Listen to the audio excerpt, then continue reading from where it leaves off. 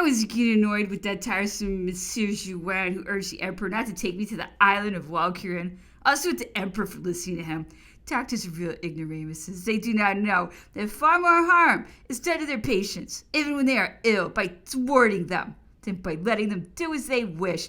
But I can be obstinate when I want anything, and we shall see which of us will prevail. The Emperor took me to the dockyard to see the Freeland of 84 launched. The dock is where the ships are built. In that enter several ships and frigates can be constructed at the same time. Their hulls are placed in wooden scaffoldings in which they stay until they are quite complete. There were 9 here at this time. It takes nearly a year to construct a vessel and usually costs $2 million. When we had reached an amphitheater, they had been prepared expressly for the ceremony. The Archbishop of Molina advanced to bless the ship, the scaffolding having been removed at a given signal.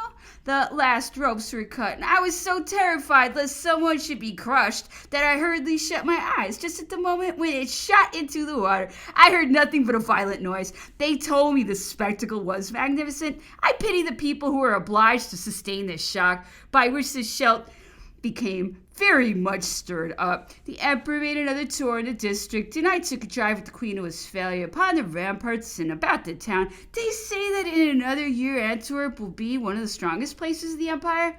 There are some tolerably fine streets in the town, which contains 60,000 inhabitants, also some fine mansions, and the churches are said to be very beautiful. But I did not go over any of them. The parish church contains the tomb of Rubens and a historical picture in which he painted himself with his father and his wives. The tower of the cathedral is as high and as beautiful as that of Strasbourg. The view from it is said to be superb.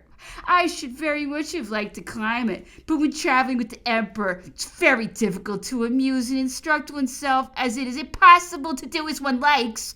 The town hall is a splendid edifice. The dockyard, where the timber for shipbuilding is kept, is immense. The 2 docks are magnificent. The Emperor had one of these constructed. The largest can berth 42 ships of the line. It has just been finished, except for 2 locks, which have still to be constructed at the farther end of the Scheldt.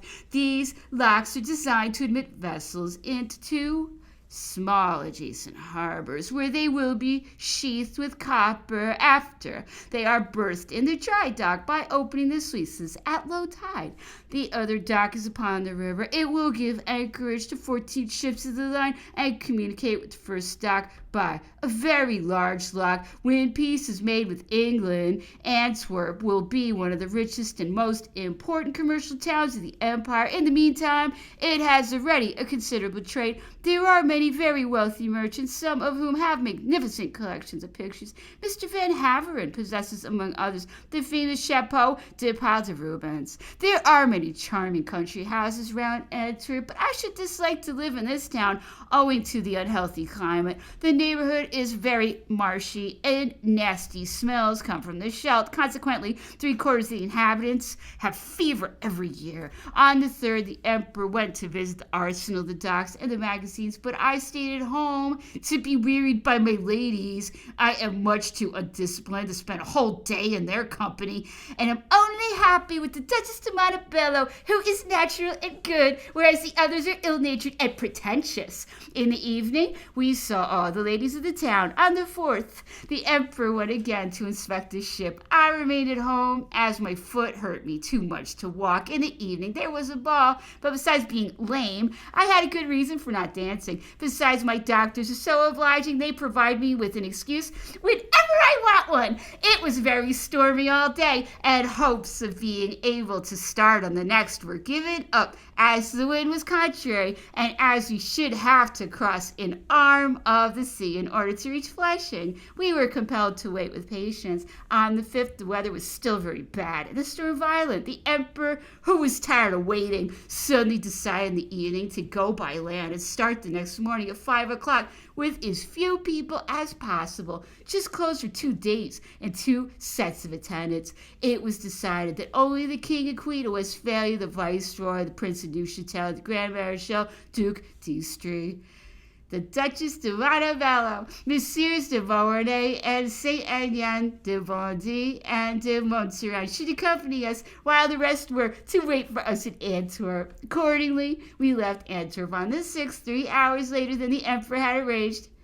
For him, that always happens. The beginning of the journey for a league or so was quite pleasant as we passed by a number of country seats, but at the end of an hour all the beauty had disappeared and we found ourselves in a desert of sand where there was not a blade of grass, and where one saw here and there a few stunted fir trees, of which the largest were no bigger than the smallest in a certain black forest that I came to know afterwards. This district formerly belonged to Holland. It was only after an interval of 2 or 3 hours that we came upon a little village. Those villages are really charming. I think they are rather like the description of the oasis in the Great Desert. Dutch farmers are noted for their extreme cleanliness, which extends even to their houses, which are very large and have great square paving tiles. Most of the houses are built of brick.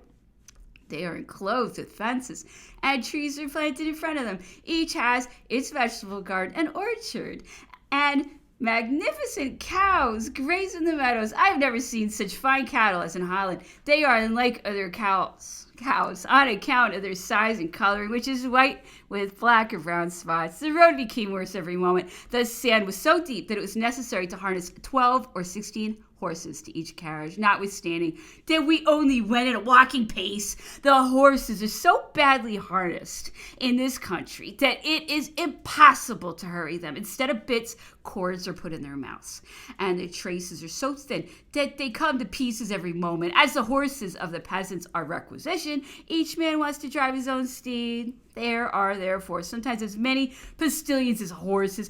I have counted at least a dozen. If we wish to go faster, they bewail the hard fate of their animals, and if pressure is brought to bear in order to hurry them, they unyoke the horses and take them away, leaving one stranded in the middle of the sands. This happened to several carriages in our retinue.